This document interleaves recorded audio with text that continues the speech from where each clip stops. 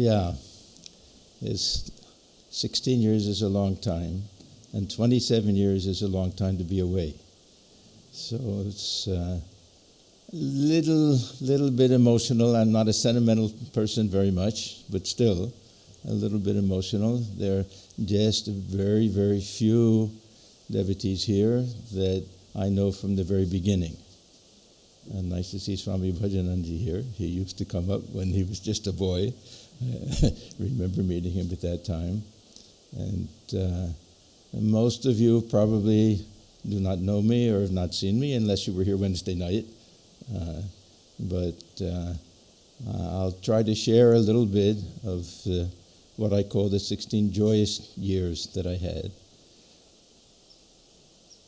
I have to apologize for a few things. One is I'll be talking about myself. And normally we don't do this. But reminiscences, there's no choice. Yeah. And remembering people that I remember. So I have to talk about myself a little bit. Some of the things you will have heard from Swami Atmajnanananda.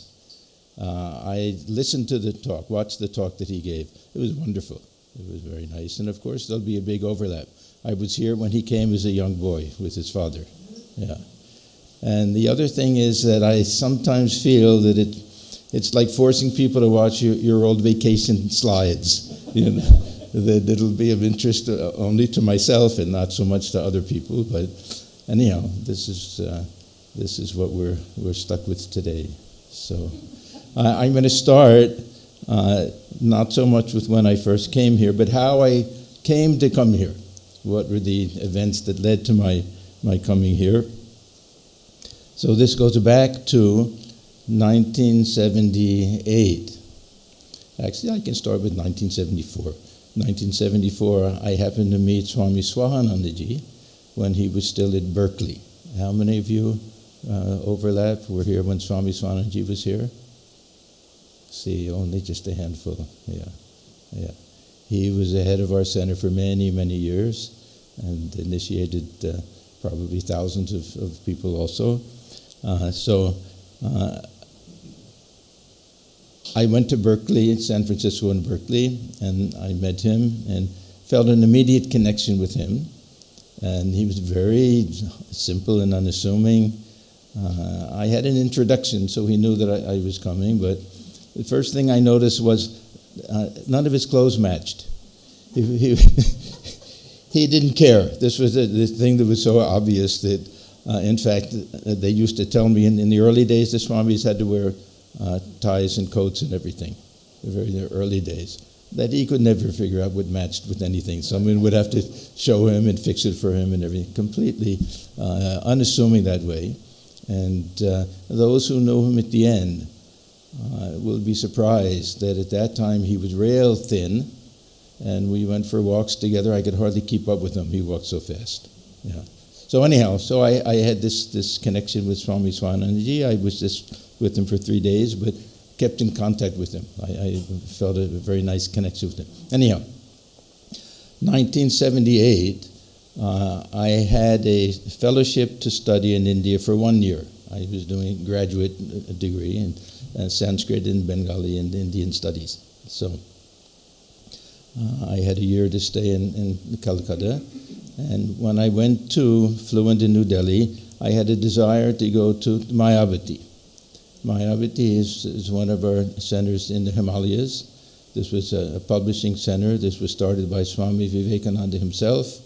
It was a very beautiful place, and about close to 7,000 feet with beautiful view of the snow peaks and everything. So I wanted to go there. So I went there, and one of the Western monks was staying there at that time.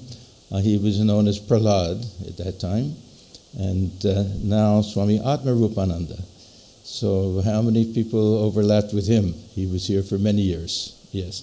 So he was the first American monk that I met. I was already a devotee, I should explain that.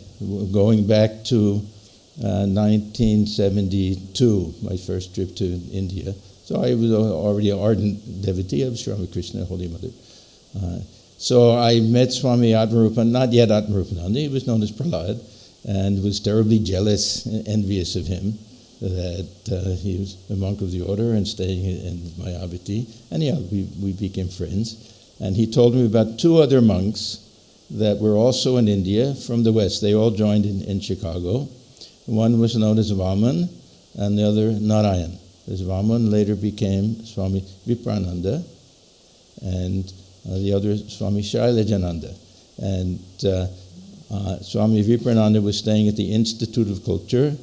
See, I'm going to mention all these names. It won't mean too much to a lot of people. Swami Lokeshwaranandaji, one of the great Swamis of our order, was there at the time.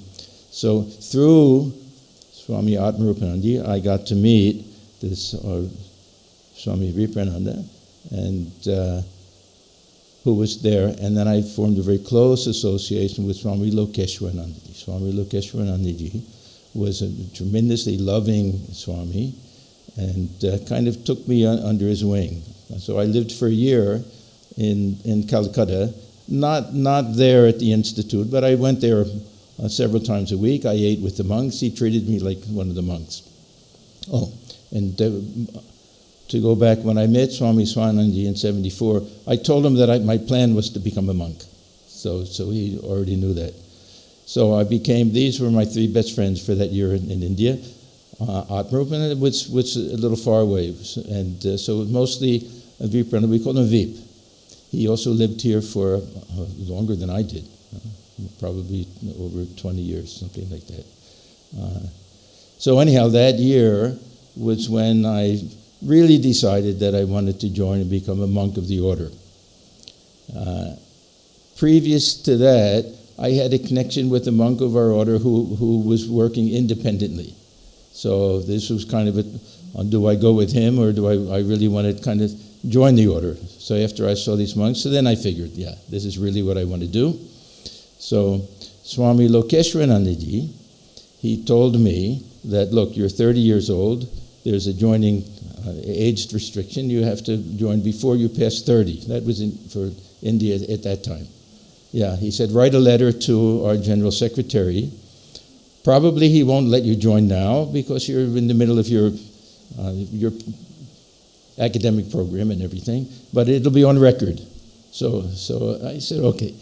He wanted me to join and stay with him at the Institute of Culture.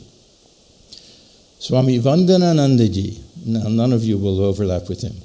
Swami Vandananandaji was General Secretary. He was an assistant to Swami Prabhavanandaji, who was the founder of this center, and lived here for many years before going back to India. He told Swami Lokeshwaranandaji, he never formally wrote, he said that yes, he can join, he has to finish his degree, and he should write to Swami Swanandji in Southern California asking for permission to join there. Okay, so in the meantime, two other monks came to India from Trabuco. One was known as Rock at that time. He became Swami Ganeshananda. And the other was known as Sati, became Swami Buddhananda. And so they were both there, and they had their sannyas. Prahlad had his sannyas the same year. I was hanging out with all of them. The Swami Ganeshananda and I became very, very close. We traveled together. And I told him that I had written to Swami Swanandji about joining in Southern California. He said, yeah, join in Trabuco. He said, make sure, write to him that you want to come to Trabuco. And they also said, we'll lobby for you to come to Trabuco. Because I could have been sent to Hollywood. I mean, that would have been the most logical thing. So this is how things started to work out a little bit. That I wrote to Swami Swanandji. He wrote back in very typical fashion for him. We had a kind of a loose quota of monks who could join at that time, monks and nuns together, total of 45. Now, how many do we have now? Probably a fraction of that, huh? But so he wrote back to me that we're already filled up with the number of people, monks that we can have, but we'll make an exception for you. So, so anyhow, so that was kind of all settled, and so already I knew Swami Ganeshanandaji and I knew Swami Bhutanandaji, the two monks. Butch, some of you may remember Butch Turcotte. He had a kind of tragic end. He also visited at that time. So I was half part of that whole group at this time. So I went back to, I was in Philadelphia at the time. I went back and I worked furiously to finish up my degree and everything. And as soon as I finished, I flew out to California. And without realizing it, completely disappointed my parents because I never went to my graduation or got my diploma or anything. In those days, I only wanted to join. I had a tremendous desire to join. After my parents passed away, I found my diploma. I had never even seen it. Yeah, in the closet of the old room. Yeah. See, kids don't think about parents much at that age. So anyhow. So then I flew out to California, and I came here on March 5th of 1981. And it was a couple of days before the birthday of Sri Ramakrishna. And Swami Swanandji was in India at the time. There was a big convention of all the monks in 1980, end of 1980. And I remember meeting him at the airport when he came in. He took one look at me and he said, "Did you finish your degree?" I said, "Yes, Maharaj." He said, "Good." So anyhow, that's how everything started. When I came, Swami Atmajnanananda, now we know him as Tadat. I'm going to use their informal names. And Asim. These were the two that were here the whole time that I was here. And there was a lay brother whom we called Gurudas.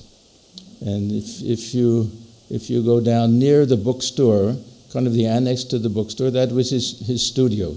He was a restorer of Oriental art. They don't use the word Oriental anymore, I know that, but they called it that. He was a master. If you gave him a vase that was broken into 1,000 pieces, he could put it together and you wouldn't know that it was ever broken.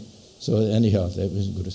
But I immediately formed a bond with Tadat and Asim. These were the two that I just fell in love with them. I shared, the way the rooms are set up, there's a bathroom between the two rooms, so I shared that with Asim. And Asim was a slob. He was like a pig pen, yeah. But the sweetest and gentlest, kindest person with just a tremendous sense of humor. He was one of the funniest people that I've ever met. He used to say to me, "Don't be a slave to your willpower."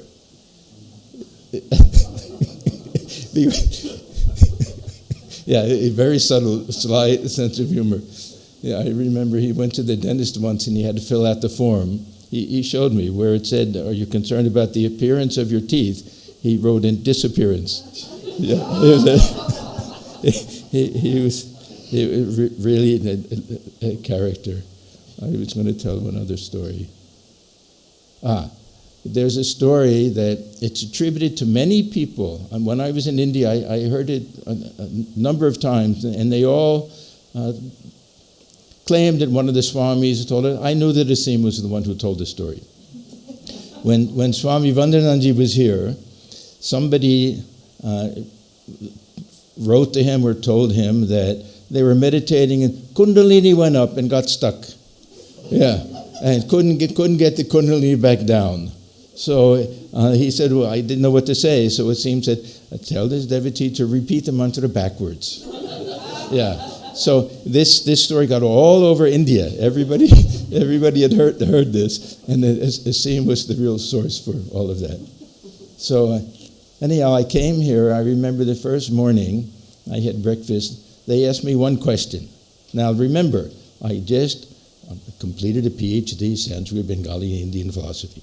First question was, do I know plumbing? Yeah, and now it turned out that I did know a little bit of plumbing, and so that meant I would work with Asim a little bit.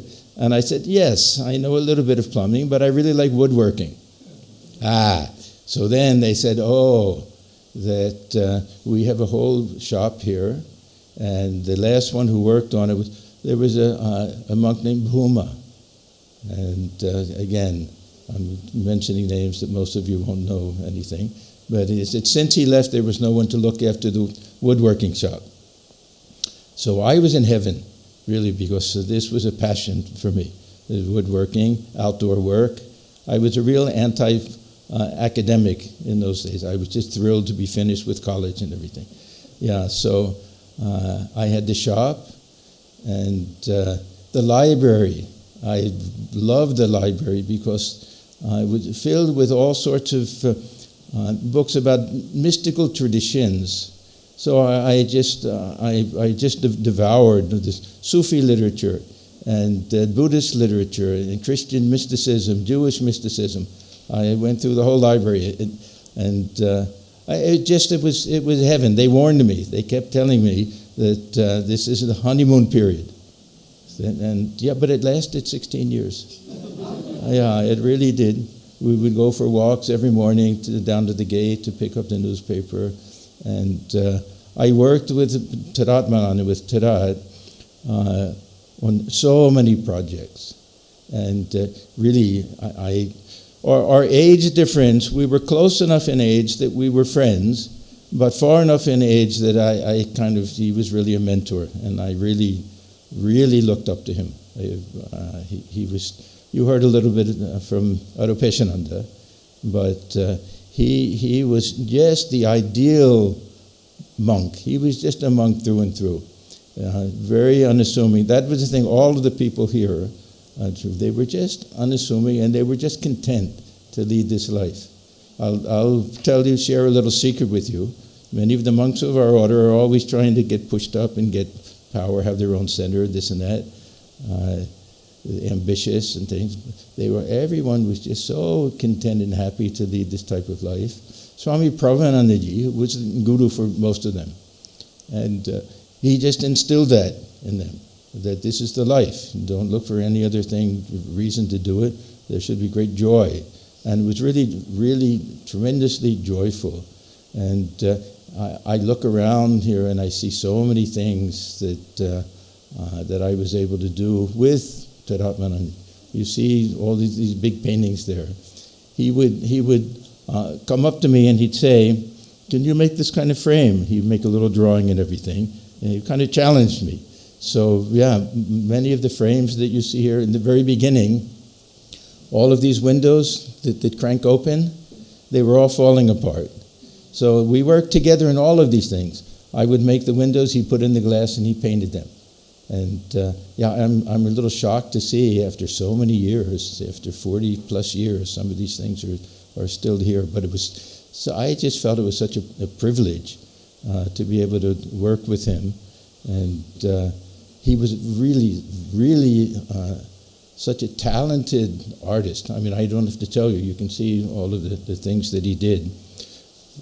I remember one time he asked me if I wanted to go with him to an art gallery. This was a place in San Diego. I said, of course. I'd love to be with him wherever he went.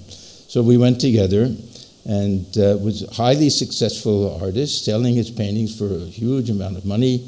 And then afterwards we went up to him, and it turned out that they were fellow students at the art school that he went to. And this artist there, he said to Tarat that we all wondered what happened to you. Are you still painting? He said, I still paint. Now Tarat, he never sold anything and he never signed anything. Anyhow, he said, yes, I still paint. And then he said to him, yeah, we were all wondering because you were the best among all of us. Yeah. And he never would say anything. He just, in fact, he told me when he joined that he assumed that he would not do artwork anymore. He assumed that he was willing to give that up to become a monk.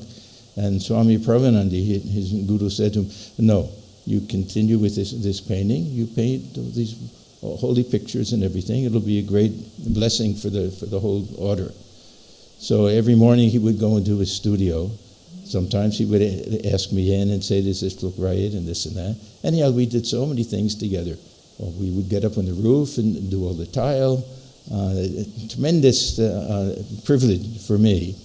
And no pretense of holiness. He loved Lakers games. We would watch games together, sometimes just watch the news together. And I learned a very wonderful thing, that holy company is not always sitting around and talking about God and spiritual things. Those people who have holiness, to be with them and observe them doing anything, you feel that it's a great privilege, the holy company. I learned a tremendous amount working with Tarat. The second room, when you walk through the doors here, the first room is an office, the second room is a storeroom. When I first came here, it was a bedroom. And I asked Tarat, can we have a bookstore here? Because, believe it or not, every Sunday we would just bring out this little kind of movable bookshelf with a handful of books, and that was the bookstore. And now it's a gorgeous bookstore. It's very, very impressive. Anyhow, he said, yeah, it's a good idea. We'll do that. There was a concrete floor, and the first thing that we did was we put down a wooden floor, oak floor, and we're working together. It means you have to put down the mastic, and you have to put it down, and you have to work everything out. Everything has to fit. You can't put the mastic down and have it dry without putting the wood down and everything. So I said to him, do we have a deadline to finish this job? Now, he said something to me that really stuck with me, and he didn't do anything for effect. Not that he knew that he was saying anything profound at all, but it was very profound. He said, the schedule is the deadline. Yeah. Now, in those days, we worked from 9 in the morning till 11, then we got ready for noon worship, and then we worked from 3 in the afternoon to 5 in the afternoon. So he said, yeah, we'll follow the schedule as long as it takes to get it done. We'll do it not too slow, not too fast. However long the job takes, that's how long it'll take, and that's our deadline. So this is something that always stuck with me. Yeah. So I did a few jobs here, just enough so that I got myself in trouble.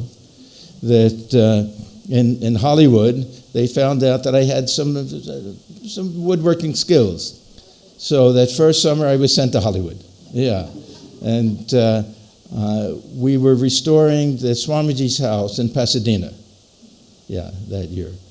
So that whole summer, early morning, I would get up. There was a brother named Rollo. He was a monk for some time, and anyhow, the two of us would get in the old truck, and we'd drive out there, and all day long, from 8 in the morning till the sun went down, up on the roof and putting a new roof on and the siding and everything.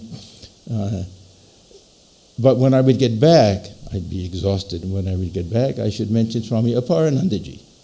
Now, he was the assistant Swami at that time, and still living. He's a miracle.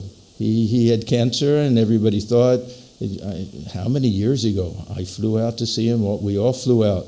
He was given just a few weeks left to live, and he's still going strong. Anyhow, why did I mention? Oh, yes. So I would get back and completely exhausted, and Swami Atmajnananda would come up to me and he'd say, Stuart, it was my name. He said, let us walk. And we would go in the parking lot and walk back and forth and back and forth. But this was also wonderful. I loved him very much. So then I went back after that, and Sunanda's here. Her husband, Jay, he was the one in charge of this repainting the whole place in Pasadena. So I was no longer staying in Hollywood, but he would pick me up early morning, and we would drive there and work all day long. And then he would drive me back. He drove, 4 hours a day and did tremendous amount of work.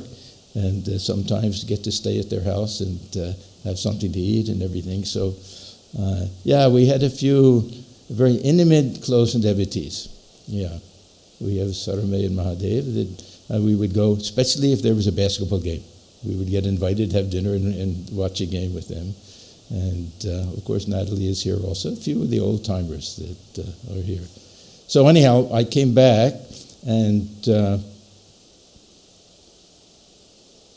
the work at the Swamiji house was pretty much done, but they asked me, could I make a shrine for Swamiji's house and also replace the mantle. How many of you have been there in Pasadena? Okay. Oh, you should go. This is a house where Swami Vivekananda stayed for, I don't remember how many weeks, but a very holy, special place like that. So I came back, and Tadat helped me work with me on making a shrine for the Swami, what we call Swamiji house. So it was really, the workshop became a second shrine for me. When I would go there, it was really a holy place. And I worked very hard, and he did a little of the sculpting work and carving work and everything on it. And so we finished that project. Then the next thing, he would give me things to do. So the next thing, we had an old pump in the pump house that we would use in case of emergency. There's a water reservoir that we would use. So he said, can I make a stand for that? So I'm working on this stand, and doing far more than I should have done with sanding it and finishing it and making it look very nice and everything.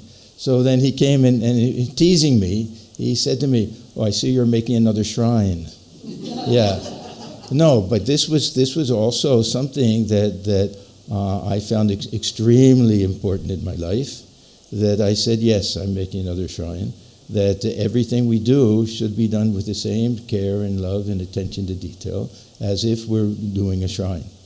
So this is one of the teachings of Swami Vivekananda and our whole tradition, that same love and care and attention that we would, if we're doing anything in the shrine, cooking for the offering or anything, to do everything that same way, because everything is worship. So I actually wrote a little article one time called Building Shrines. It's I forget, it's in one of the books, Vedanta for the West or something. I don't know. Yeah. So anyhow, what else can I say about this? Tadat and I did all the cooking together for the 4th of July, for the Thanksgiving and everything. And yeah, it was just a joy to be with him and with the same. Then slowly, some of these brothers from Chicago, who I met in India, this is Viparananda, now he's a Swami, he came the next year. When I met him in India, he told me about his parents. His parents lived in Orange County, and I used to go there, and his mother was really wonderful. She used to call me her third son. She had 2 other sons. Yeah. And then father became very sick, so this Viparananda, he came back just in time before his father died. So we were together for a good number of years, up until the time that I left, and we did a lot of projects together, writing things, editing things. Swami Swanandji had a number of different translations that he did.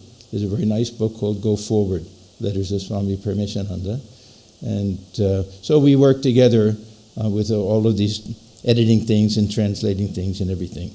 So that was a very wonderful thing.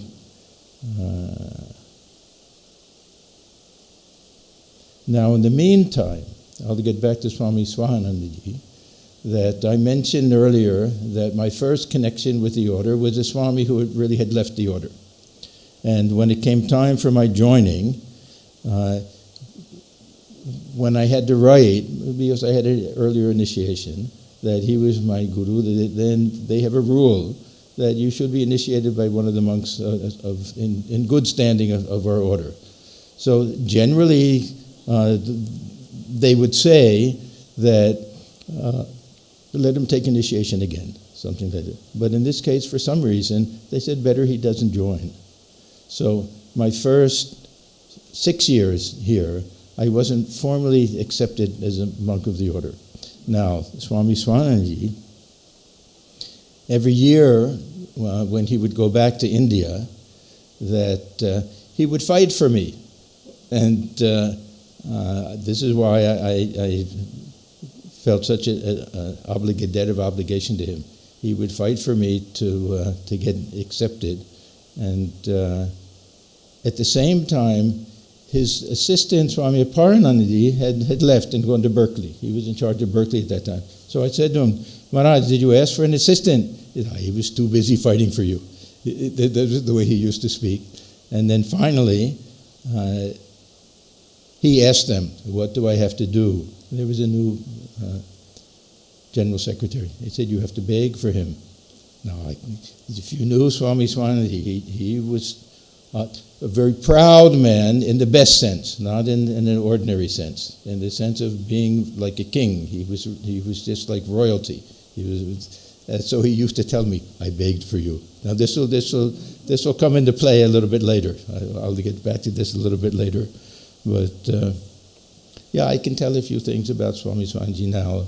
This may be out of order a little bit, but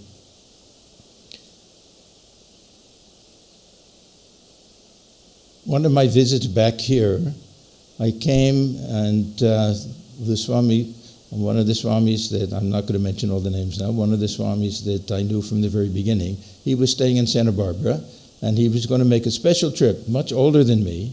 I was very impressed and happy that he was willing to drive all the way down to see me, and we had everything arranged. That night we were supposed to go to a devotee's house. We were invited for dinner, and so I called and told her, there'll be one more. One of our other monks is coming. And then she said, okay. Then later she called back and she said that this is actually a special day for me. It's my birthday. I only wanted those who I really felt close to and everything. I hope you won't mind. Better he doesn't come. So now I'm stuck. What do I do? So I went to Swami Swanandji and I explained the whole thing to him, that should I not go? Should I argue? Should I tell the Swami who's coming to visit that I won't be able to be there that night when he comes? What should I do? And he said, yeah, probably you'll have to go, and we'll have to explain to him what happened. And then he said to me, you blame me. Now there's the head of these, one of the senior monks of the order, and just it shows how he didn't care about public opinion, what people thought, and how much he loved me. He just tried to protect me that way. Yeah. So all of these things will come into play a little bit later when I got kicked out of Trabuco. And I'll get to that. Now, before this, in 1992, I was due for, finally I got accepted in 1986. 1992, I was due for brahmacharya vows. We take 2 vows in our order. We were first novice monks, and we take vows of brahmacharya, and then at the end of another 4 years, we take our final vows of sannyasa. So normally, those in the West, at least at that time, they took their brahmacharya vows here. But I asked him, could I go to India to take brahmacharya? So he said yes, he didn't mind. So I had leave to go there, take my vows, and stay for 3 months. So I asked him, we were on a walk one day, I asked him, yeah, because I got to serve, whenever he came here, I was the one who served him. I was very, very close with him. We would drive together to San Diego, I would take his tea and everything. So we walked together. So I said, where should I go in pilgrimage?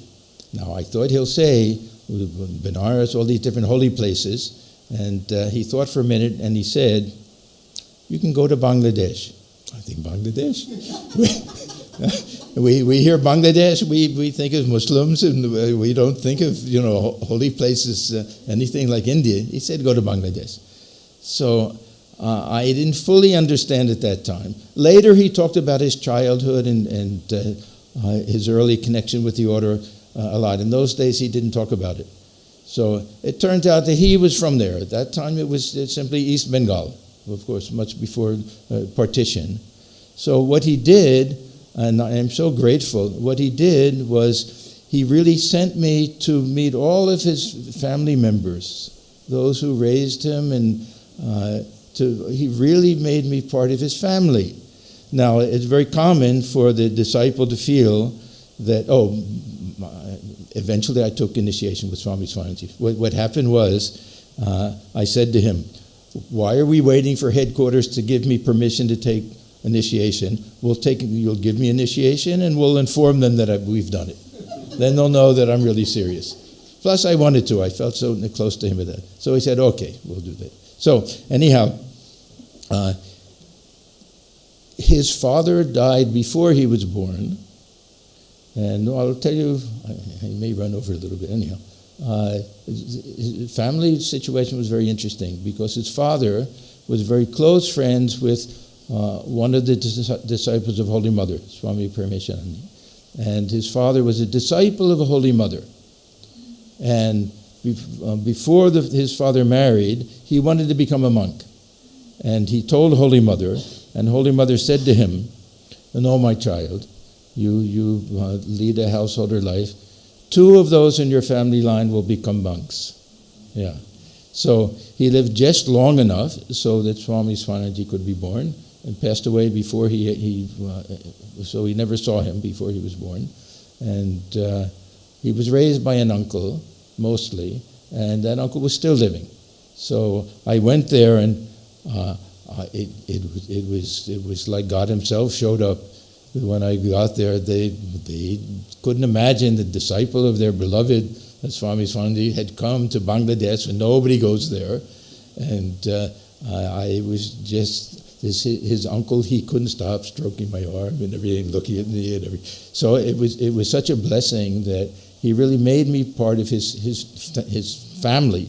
Now monks usually don't have this connection with family members, yeah, or we don't talk about it at least, yeah. But this was a great blessing. I maintained that connection with his family all through these years. Still have many trips back to Bangladesh and keep connection with all of them. Now, 4 years later, I went to India and I had my sannyas and I came back. So this is 1996. And I remember Swami Swanandji was here at that time in Trabuco. And he pulled me aside, and he gave me the shocking news. He said, I'm thinking of trying to start a center in Washington, D.C. Are you willing to go? Yeah. So I now remember that how much I owed him. How can I possibly say no? And I told him that, I love Trabuco. I have no interest in leaving here. I assumed that I would live my whole life here. I did. It would never cross my mind that I would be asked to go anyplace else. So I said, I'm very happy here. I have no desire to go anyplace else. But if you want me to go, I'll go. Now, I thought that it was enough for him to say that, okay, then you can stay. But the opposite happened. He said, oh, good. Then it's all planned. And I remember, Sunanda won't remember this probably, but you and Jay were the first people that I told. That maybe it was just Jay or something. I remember walking out here. I was in a state of shock. But the other thing was that Swami Swanandji was known for planning things that would never happen. Yeah, he was famous for that. I remember talking to one of our senior monks, one of the trustees in India, and I was very close with him. He would call me into his room. He would say, what is your Swami doing now? We hear this and that. And he said, every day we get another letter with another scheme and another plan. And we always write back, yes, we'll take it under consideration. So part of me was thinking that better not to argue against going. Just say that I'm willing to go and it'll never happen. Yeah, but it happened.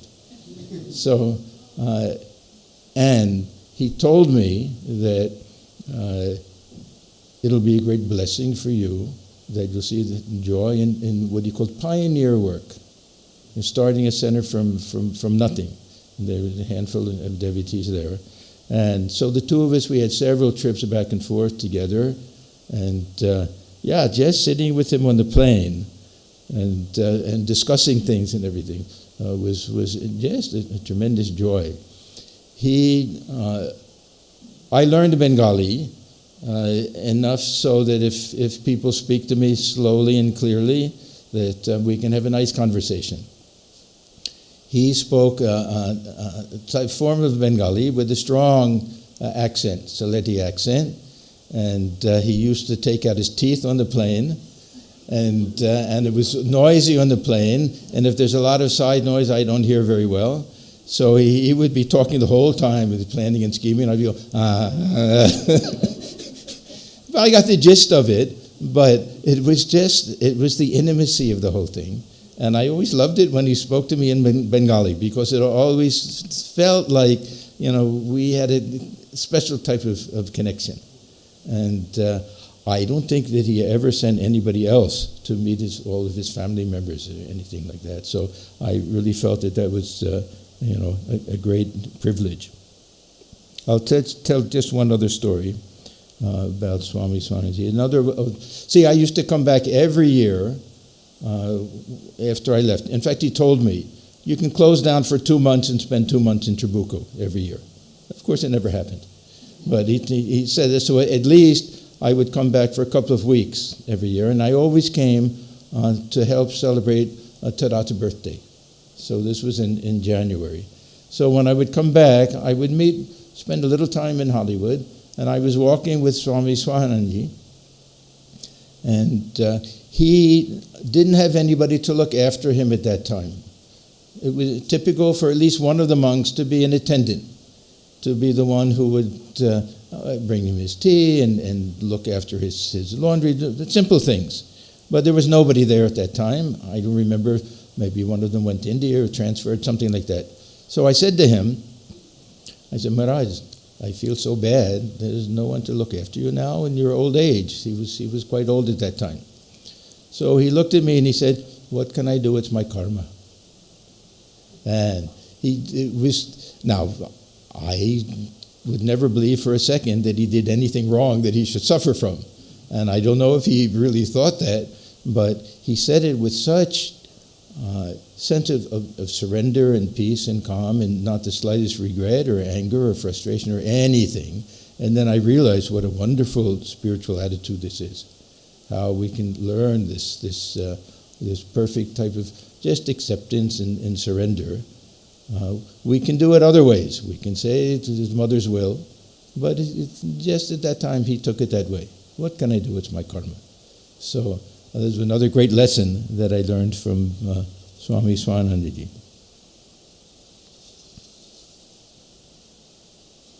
Yeah, I can mention a little bit. Of course, you heard this about Swami Krishnananda. Swami Krishnananda, most of my association with him was when he would drive Swami Swananda down, and then we would drive together to San Diego and other places. But I'll just repeat what Swami Rupeshananda said. It was so impressive how this man, who was so dedicated to Swami Prabhupanandaji. In fact, Tadata and others told me that they called him Swami P, that Swami P once said, I envy this man his devotion. Yeah. And Swami Prabhupada, he was known for his devotion to his own guru, Swami Brahmananda, Raja Maharaj. Famous for that. He wrote all the books, Eternal Companion and everything. And for him to be able to say that, so he had this tremendous devotion. He hardly spoke at all. Although he was taking pictures and things. But very loving and sweet and kind. But yeah, the thing I want to get back to is that as soon as Swami Prabhupada, after he passed away and Swami Swanandji came here, he had the same devotion to Swami Swahanandaji. And many of the others, see what happens when there's a very charismatic Swami and a very loving Swami, when he dies and a new Swami comes, everybody criticizes the new Swami. Oh, this isn't the way that the Swami P did it, and this and that and everything, but he just instantly had the same devotion to Swami Swanandji. So, and he did tiny little kind things without telling anybody.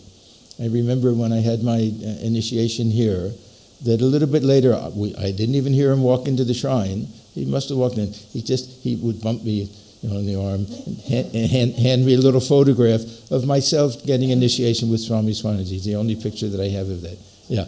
So this was Swami Krishnananda. He was really a very wonderful monk.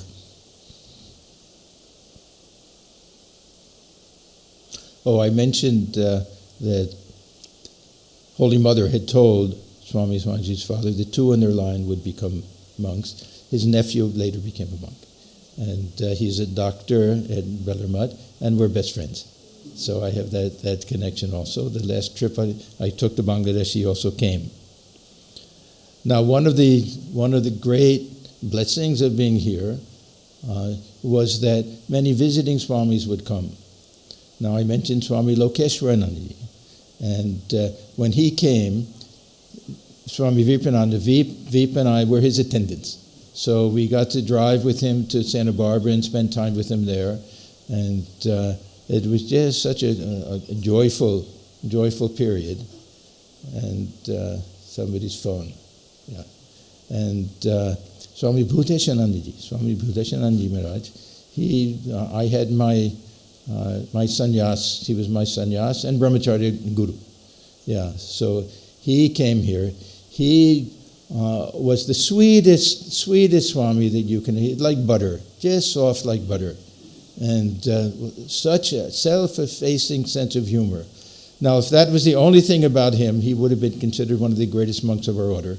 But he was a scholar, a tremendous scholar, both of Upanishads and Bhagavata. So both from the devotional side and the philosophical side. A tremendous scholar and so sweet in nature and such a wonderful sense of humor. So he came here. I got to cook for him. I was very happy with that. But they took him to Disneyland. Yeah. And because he could enjoy anything. Yeah. He was so easy. Some of our other swamis who come here are not so easy. You have to be very careful where you take them and what you do and how you serve them. And yeah. But it's so easy. But they went to Disneyland. It was a very hot day. And Swami Krishnananda drove and couldn't find the car. So yeah, in the parking lot.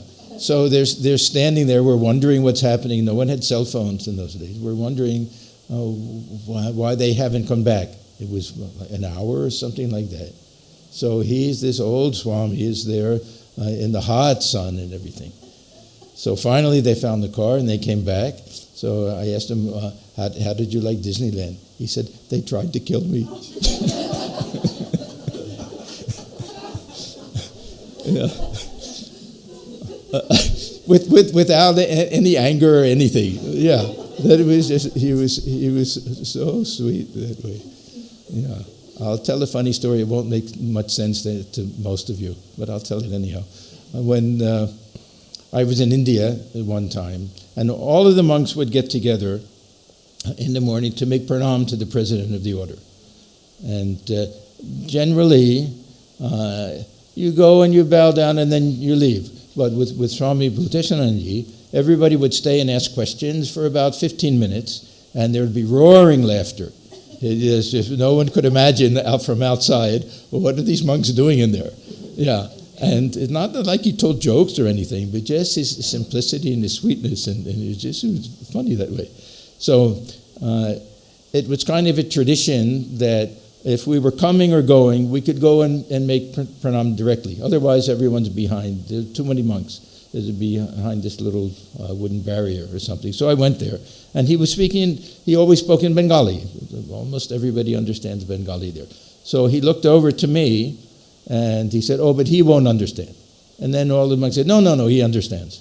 And of course, I didn't understand most of it. He also didn't speak so clearly. So anyhow, he called me over and he said, how much Bengali can you understand? Now, in the Gospel of Sri Ramakrishna, in Bengali, whenever he would talk about percentages, they would do it in terms of annas. You know, in India, this was, so if you say 4 anna, that means 24 anna, it means, or it means 4 annas, it means 25 paisa. No, they don't even have paisa anymore.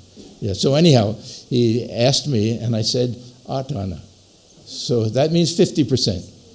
He laughed and laughed, and he said, Baba, we don't have annas anymore in India.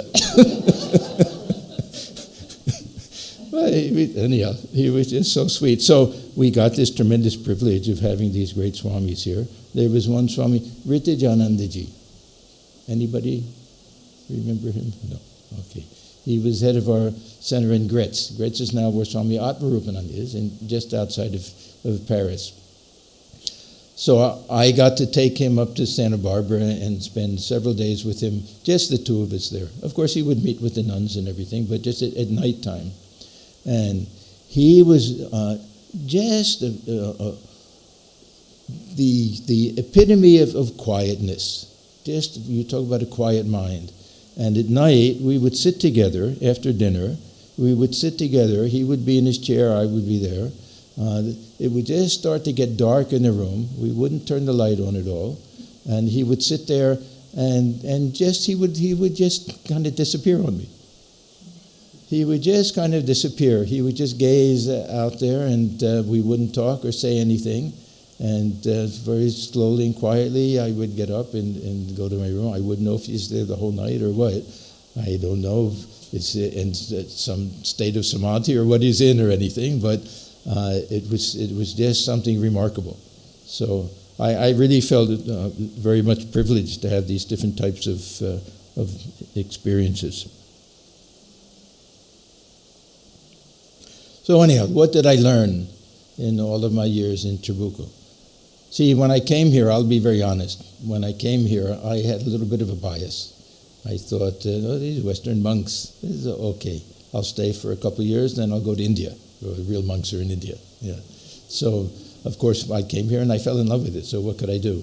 But I understood that leading a simple spiritual life has nothing to do with scholarly or academic pursuits. See, these old-time monks who were here, they were never encouraged to learn Sanskrit, to become great scholars, to speak. They never spoke in public, and they never wanted to. Yeah, there's Tarat, he was scared to death to stand up and even say, to introduce the prayer. Yeah, let us recite a prayer. Yeah, he would get so nervous. But so I really saw that leading the life, a life of simplicity, a life of dedication, a life of surrender, this is the essence of spiritual life. And what an example he said of the ideal karma yogi. Whatever he did efficiently and beautifully. This really, we read in the gospel where Sri Ramakrishna says that the expert dancer never takes a wrong step, never misses a beat, something like this. But this was Tarat. Sometimes if he would make a little drawing for me, I mentioned about picture frames or other things, he would just do a little sketch. It was like a Picasso drawing or something. He couldn't do any. He couldn't just make two lines that didn't look artistic. Yeah. Anyhow, so I learned a tremendous amount about what it really means to lead a spiritual life, what it really means to be a monk, a real monk through and through. No pretense, no external holiness. One doesn't need to be a great scholar. Thakur, Sri Ramakrishna always talked about understand the real deep meaning of the scriptures. And you don't have to be a great academic type of scholar and everything. So these are the things that I learned here. The quiet joy of spiritual life. Another thing that Swami Swanandji used to say, bind yourself to a routine. Now, it sounds a little funny. Spiritual life is about freedom. But bind yourself to a routine, you'll understand what real freedom is. And this is also what I learned here. Day in and day out, same routine. Get up the same time, go to the shrine the same time, do everything. The whole inner being becomes free. That we don't have to decide, should I get up, should I not get up, should I do this or not do that. So really my whole spiritual life was formed in those 16 years that I lived here. I have tremendous gratitude, of course, to Swami Swanandji. Oh, let me not forget Swami Sarvadevanandaji. I don't know if people appreciate him the way they should appreciate him. He's a very saintly person, and I've had the privilege of traveling with him through India, and generally we go together, and sharing a room with him. We're just telling somebody how sweet and how considerate he is. We're in a room together. Before I get there, he's put up the mosquito net for me. Yeah. And he'll give me the room closest to the bathroom. And he'll say, brother, when do you want to use the bathroom? And can I get anything for you? Yeah. I should be serving him. He's serving me. So after Swami Swanandji, he was really an ideal monk to be sent here. So my associations first, of course, with Swami Swanandji and Sarvadevanji, and then all of the brothers here. Many, many others came. Some were transferred away. Many came and didn't last. But just to be here. And as I say, it was always the older ones that I connected with. Many of the younger ones came and went and everything. But so I have this tremendous sense of gratitude towards all of the brothers here. To some of the close devotees have just been so wonderful and very dear friends. And to Trabuco itself, a very special place. And I'm very happy to see so many people here. When I came here, it was a handful, trickle of people here. And to see how Trabuco has grown, to see all the new buildings, this wonderful bookshop and everything, that really it's a very wonderful experience, and I'm very grateful to all of you for helping to build up this center. So let me stop here.